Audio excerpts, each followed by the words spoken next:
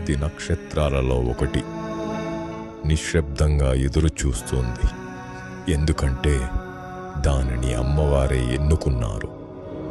ఆమె ఆశీర్వాదంతో ఆ నక్షత్రం మేల్కొంది.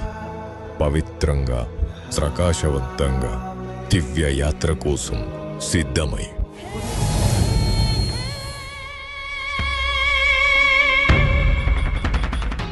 భూమికి దిగే ముందు మార్గం శుభ్రమవ్వాలి.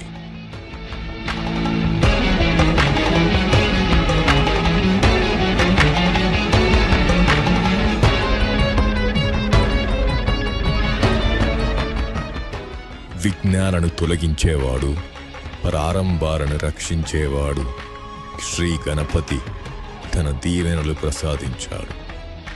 అడ్డంకులు అన్నీ తొలగిపోయాయి.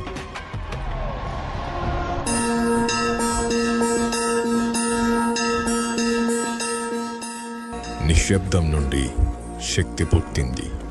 శివుడు తన శాంతి, బలం, విశ్వశక్తిని ప్రసాదించాడు.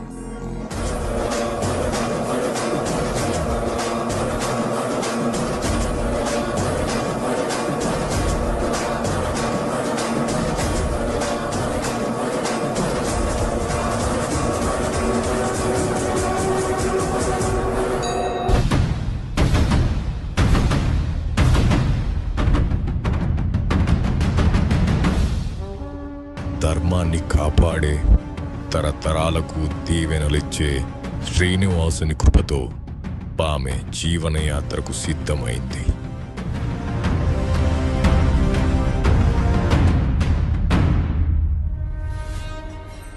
దేవతల ఆశీర్వాదాల తరువాత ఆ నక్షత్రం జీవరూపంలో భూమికి దిగింది.